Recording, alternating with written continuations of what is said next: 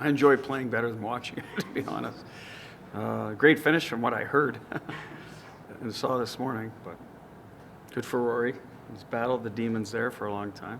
So is Rose, though, right? Hasn't he been second a number of times? So tough on him. I forget about that.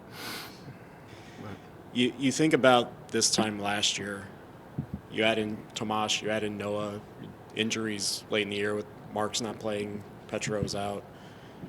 I don't think chemistry was lacking, but it wasn't cohesive. This year, everybody's in there fully. Riley knows the system essentially. How important is that going into the playoffs this time? Well, listen, I think it had a factor last year. We were trying to find the best fit for Hurdle. If you remember, we put him on the wing, put him at center, put Stevenson on the wing, tried him with Stoney, that line. So we didn't have a lot of time to do it. So that matters. Like in a tight series, and it was a tight series. It went to the third period of Game 7. It was a one-goal game. So, yeah, it does matter. How much? You still got to get out there and play, and players got to play no matter who they're with. But at the end of the day, the easier it can be for them in any situation, the better they're probably going to play too. So that was last year. This year the guys we added, Satter came earlier and it's been kind of slotted right in. It's worked, and Smitty with Carly, we figured that would work, and it has. So much easier this year going into it that way. I think the rest of it is sorting out some of the other lines, who plays with who when you're completely healthy. But that's a good problem to have when you're completely healthy, who has to sit out. And that's what we went through 2 years ago, right? If you remember, it was Amadio, then Phil and Cotter, who had scored a bunch of, so that's a good problem to have when you have depth. It's tough on those players, but it's great for the team when everyone's healthy and you can do different things. Bruce, having taken care of the division Saturday, how do you approach now the final couple of games? Well, we're going to prepare to win. We always do. There's less at stake, and that's real. My guys know that. We had discussed the importance of trying to get this done at home last week so we could use this week however we felt was best for us. So they know that. And we are going to, I'll go through the lineup tomorrow. I don't want to do it today, but we are going to rest some people. But still, I think our lineup's good enough to beat anybody. So we're going to go in the intention of winning. Now we're going to get a real hungry, desperate, pick your word for Calgary. They're right there. So we're going to get their best game. We better be ready to go. So we understand that. But that's how we're going to use it. We'll do the same in Vancouver, depending on how we feel. We know we have to be at our best for Sunday or Game 1. So that we want to use these two games, however that is, whether it's not playing players or playing players. We're not changing our systems. We're not going out there reinventing the wheel in these two games, right? We may, a few face-offs here or there we haven't used for a while, whatever, throw in to see how they look, or a power play setup, something. But that's it. We're going to play the same way. And I can't tell you where the urgency level will be. Like, when you're playing for first place versus knowing you've got bigger things down the road. That's real, and it's a mental thing that players have to put behind them when they get out there. But we're not the only team going through that. So now there is an opportunity to stay ahead of Dallas if down the road home ice. So there is something at stake in that regard in the standings. But that's a tough sell when that's like could be 5 weeks down the road, right? It's just like it's probably a tough sell for Pete and his team that, at this time of the year when you're kind of locked in to where you're going to be. So, but that's the reality. The good reality of every team that's going to go to the playoffs. You can't help but look ahead. So we got to get them focused. So I guess going back, we have to get them focused on the job and stay in the moment that night. Not worry about what's ahead of us. Stay in the moment that night, then we'll discuss what's ahead of us and go from there. Sure. Dave, you can ask me whatever you want, but I'm here all day. Well, no, I have a flight, so. Do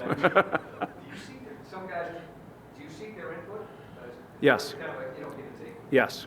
Not every player, but we know, okay, Four Nations guy, right? The Four Nations guys, you're going to see that tomorrow. Like if you're looking to get out in front of this, that those are the guys that got a little bit of a rest, but never got the true rest of the other ones. So can we catch that up?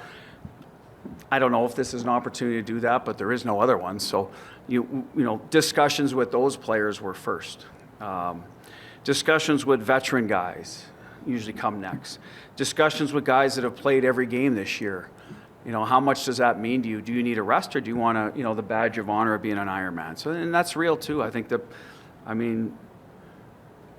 a lot of players that want to be able to, hey, I played every game, so they don't want to come out. Others will say, it doesn't matter to me. I just want to be at my best and rested for, game one. So it's a little bit of that. How much does the schedule come into play?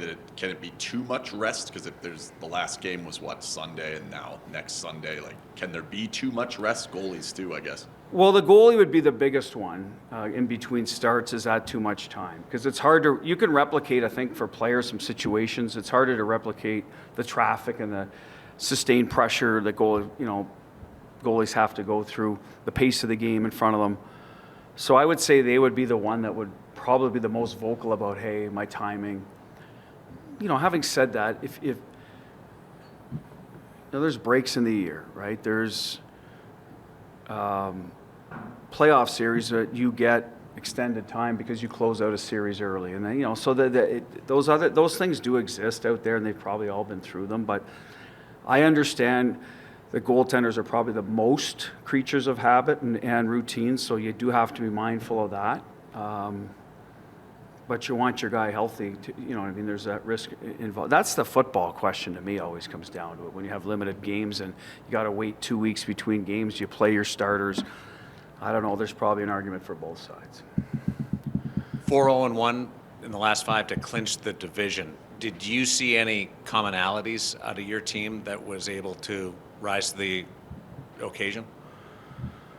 Yeah, I saw us play uneven hockey, but good hockey for the most part, but we were not dominant, certainly in these 2 home games. I thought more so against Nashville. We played a better 60-minute game, but all of a sudden in the third period, we weren't at our best for 7-8 minutes, and it's tied. So we had to find a way to get it over the finish line, a little extra juice in the third. That's what happened with Seattle. They get back in it. We were on the road in Calgary. We had a lead, and we had to go to overtime. Vancouver was close to the end, a late third period goal. So tight hockey games, we weren't able to just say, hey, there's more at stake for us. We're just going to outplay the other team. It didn't work that way. Every game was close. So that's what I saw. A lot of close hockey games where we were able to get it done at the right time and make the play necessary to win, exception of Colorado.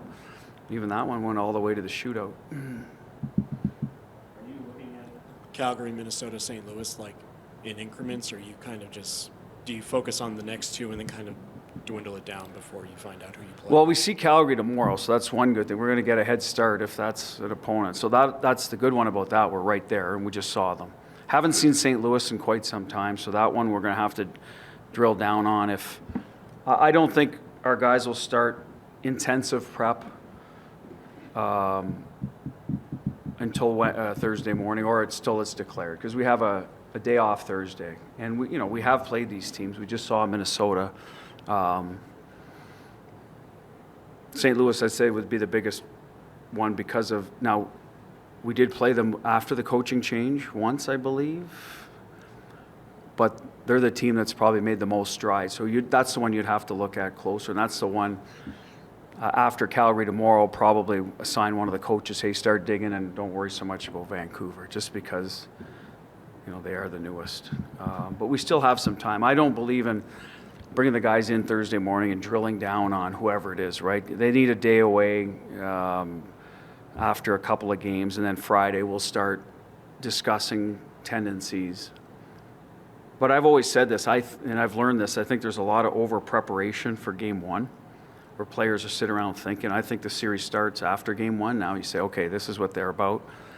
Let's get after it. Now you're seeing it real. So, and that doesn't mean by any means you're not preparing for Game 1. I just think sometimes you have a tendency to over-prepare for every situation that's going to come up, when really the adjustments are made once the series starts, and you sort of see what's going on. Did you have any thoughts on Alec Martinez announcing his retirement? Yeah, I was hoping they'd put him in the shootout the other night because we were watching the game, him and Maroon. No, I get it. They're at home, and Bedard's, you know, and then I think they won the shootout. But I was hoping to see that'd be a nice send off for them.